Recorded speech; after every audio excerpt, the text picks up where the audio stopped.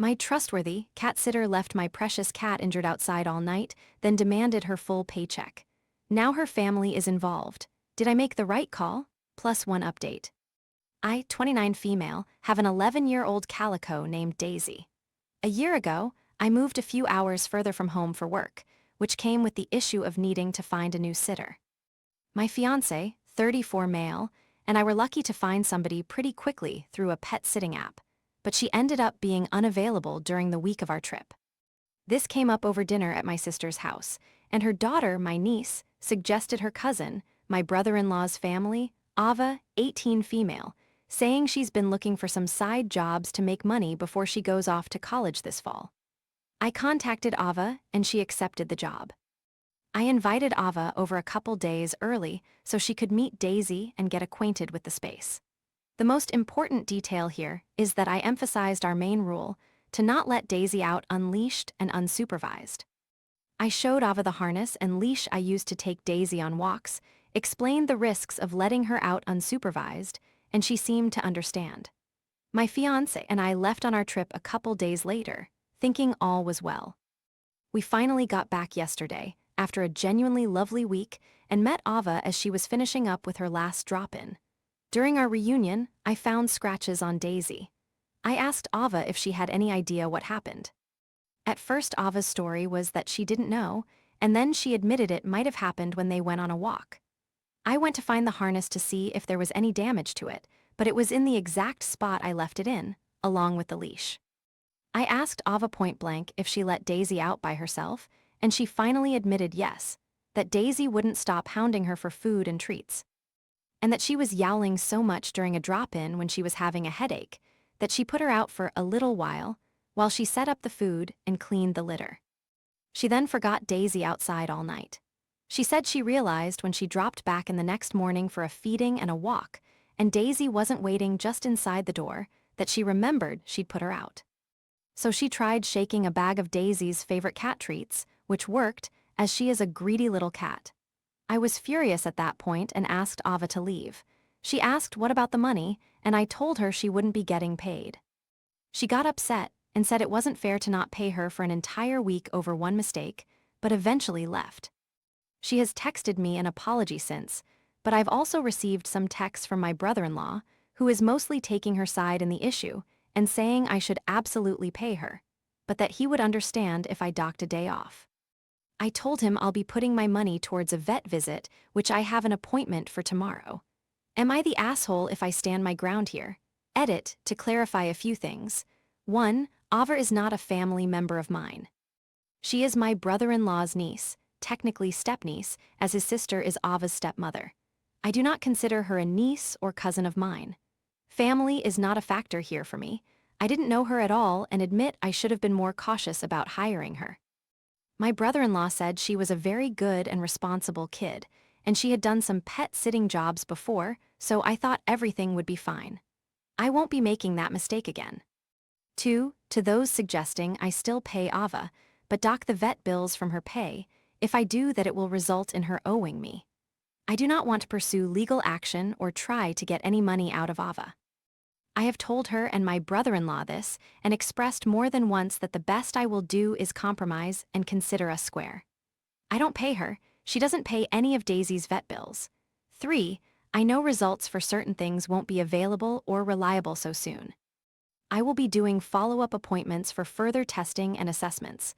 The vet visit is for the scratches I found on her, yes. I want to make sure they aren't infected and that she didn't contract anything. I'm honestly not sure how Ava didn't notice them, or if she just thought she could get away with it. They had dried blood stuck to them, and they were 2 to 3 inches in length. I've since cleaned the wound a bit with some water and a towel, and I gave her a Churu tube. I wanted to take her to the vet immediately, but we got home quite late, so it had already closed.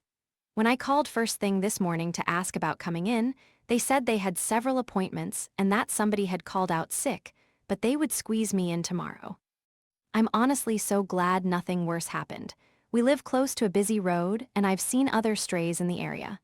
I'm a little worried if she was attacked by a stray cat, which is what it looks like, that she could have contracted something. FIV is one of the big concerns right now, as I've seen strays in the area here. Update: I have been incredibly busy with handling my job. Apparently, 3 people were fired in my absence, and caring for Daisy since making my original post. But I've read many of the comments and understand that many people have questions and want an update.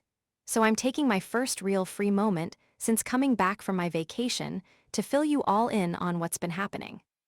I took Daisy to the vet the day after making my original post due to the scratches I found on her. Like I mentioned in comments, they were 2 to 3 inches in length and had dried blood on them. The vet's opinion was that they were decently deep and likely infected, which was later confirmed, and Daisy was prescribed meds to deal with that. She's much better now and seems to be back to near perfect health, but there will be subsequent visits to determine if she has any other issues, such as FIV, which can't be accurately tested for so soon. My vet was kind enough to give me a quote for the future visits I have scheduled, which I presented along with the bill from this visit to Ava and her parents. They ended up getting involved as well, but were much less aggressive than Ava or my brother-in-law. The current bill by itself exceeds what we had agreed to pay Ava. Ava tried to push back more, which I ignored, and then her parents reached out to me. The 4 of us, me, Ava, her mom, and her dad, met up, and Ava's parents immediately brought up small claims court and asked that I please not drag them and their daughter through the system over a vet bill. Just to be clear, I never threatened to do so. The only time court came up was when my brother-in-law brought it up to me, and I'm assuming Ava as well. I insisted that I didn't want to make this a legal matter. I told Ava's parents the same, that I was not seeking legal action and was happy to consider us square. The only other thing I wanted was for Ava to apologize for endangering Daisy. She didn't seem happy, but she said sorry, and that was that. I'm glad my cat is safe and healthy, and I'm glad the drama is over.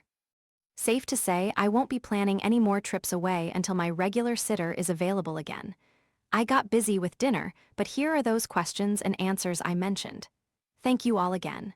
First question: why wasn't your usual cat sitter available? Did she not like Daisy? Did she cancel? Lana, our usual sitter, is currently dealing with a personal loss. She let us know about it when we reached out, and that she would not be available for a few months as she got her affairs in order and traveled to attend the funeral. She loves Daisy and has told us many times she enjoys caring for her. She even crocheted Daisy a Santa hat for Christmas, and we took photos of her in it for Christmas cards. Second question: is Daisy poorly trained, very loud, very needy, or a nuisance? Does she wait by the door or try to run outside? No. On occasion, if she isn't preoccupied, she may follow me to the door to say goodbye, or if she's expecting a walk, we go out during a specific time of day. But she doesn't wait by the door when we're going in or out trying to run for it, and we've never had an issue with her trying to slip out. She knows she's an indoor kitty. I have also never had a sitter tell me they've had an issue with Daisy around feeding times. Sometimes she will meow quietly as I'm preparing her bowl or getting treats, but she is not loud and obnoxious. Third question: why don't you want Daisy going outside? I do want her to go outside, but only when leashed and supervised, for the safety of her and the environment around us. Outdoor cats are more likely to be killed by predators, harmed or infected by other animals, or hit by cars. They pose a major threat to local bird populations. They could wander into a neighbor's yard and eat toxic plants. The list goes on. I love Daisy very much. I care about her health and safety, so she is an indoor cat. But I also want her to be able to safely experience the outdoors. Leashed walks are the only solution at the moment until my fiancé and I can get a Casio built. Fourth question: is Daisy spayed? Are her shots up to date? Yes and yes, but even with up-to-date shots, she can still potentially contract something.